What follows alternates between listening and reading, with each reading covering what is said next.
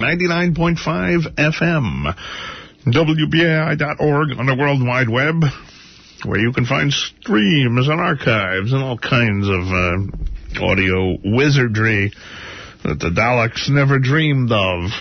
Speaking of which, we're going to broadcast to other galaxies now with Gene Shepard, who is going to play some old WOR air checks. Don't have a date for this one. It's a syndicated show. I'm going to guess that it could possibly be January 11th, 1974. So stand by for our Gene Shepard broadcast of the morning. I did the best I could with the sound from this, but, you know, it's a good show, a fun show. And here it is, before we run out of time. This is WBAI New York.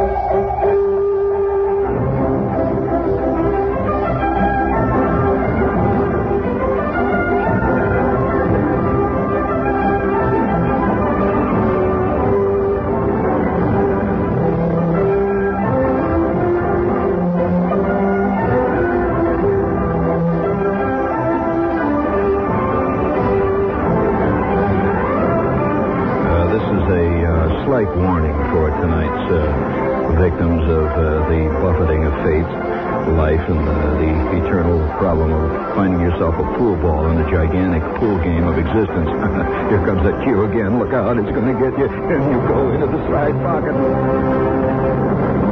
All right, now listen, we have something really extraordinary for you tonight, and it's taken no little doing, I might point out. So set your tape recorders, all you tape recorder cuckoos. You're going to hear something really... I'll guarantee you will not hear at any other point on the dial at any time and at any situation of confliction of program attitudes. How do you like that, man? Hey, you know, I've had a theory for a long time, and I'm going to lay it on you for what it's worth, that nothing ever really disappears. Not really. By disappear, I mean nothing ever really goes away totally. It may disappear from sight, but it never stops. And you know that there are theories around about the space that bear out what I'm saying. As a matter of fact, some of the most interesting experiments that have been done by far space travelers, guys flying around the moon, for example, is listening to radio broadcasts from the Earth.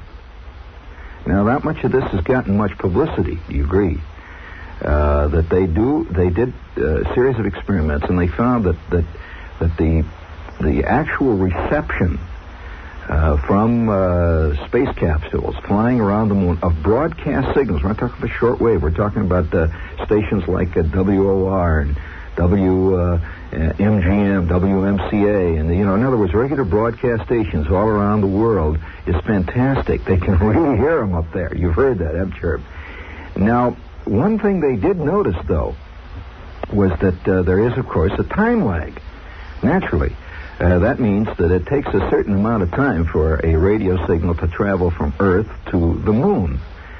Now, how much time this is the same as it takes the time of light to travel.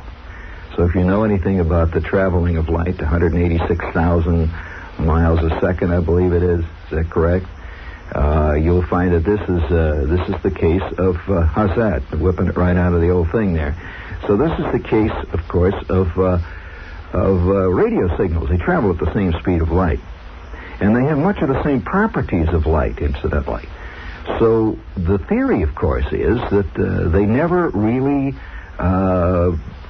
fade out or disappear entirely. So if you go far enough out in space, here's the point we're getting at. If you go far enough out in space, if you were able to somehow magically send a capsule or something instantaneously to the far reaches of space, let's say, on the order of 1 billion miles from here, something like that, and turn on a radio set, you would be hearing radio shows that were broadcast years before, and they're coming in out there now, and they're coming in at a fairly consistent volume and clearly readable.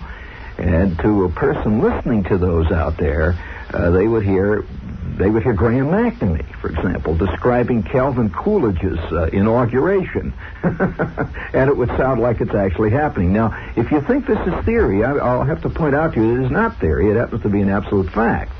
It's not theory at all. In fact, the facts of the matter are that you know, of course, that it takes years for the light from a star to travel to the United States, sometimes as many as 300, 400, 500 years. So the light that you see when you look up at a star many times has left that star, actually originated 400 years or so before you see it. So if you could really look at it very carefully, you would be seeing the scene on that star of 400 years prior to your vision. You will not be seeing what's actually happening there now, because it will take 400 years for that sight to get to the Earth. Okay, do you follow that? Now, that's not theory, that's fact. That's the whole light year concept and so on. So this is also true of radio. They were amazed at how well radio is received out there in outer space. And the signals go on and on forever. There's a theory that nothing has ever stopped from the very beginnings. If you could go far enough out, if you could go millions and billions of miles out, you could hear the very first experiments by Hertz and Marconi. You could actually pick them up. You'd hear this little faint scratching of this guy sending a little spark gap across a Leyden jar. You know, it goes like that. You'd hear it out there, see, and it would sound like static, but actually it would be a radio signal. This is one of the great problems, you know, that they feel about the theory that most people have, that one day we will communicate with people on or things in other parts of the solar system, that actually it may take years for a single conversation to be carried out. That one of the things that bothers them, too, is that if they do hear a signal from outer space, let's say tomorrow morning, by magic or just by physical coincidence, the Russians or the Yugoslavians or the Americans or somebody pick up a signal that originated at a very far point of geography in the spatial world out there, that there is a distinct possibility that civilization no longer exists.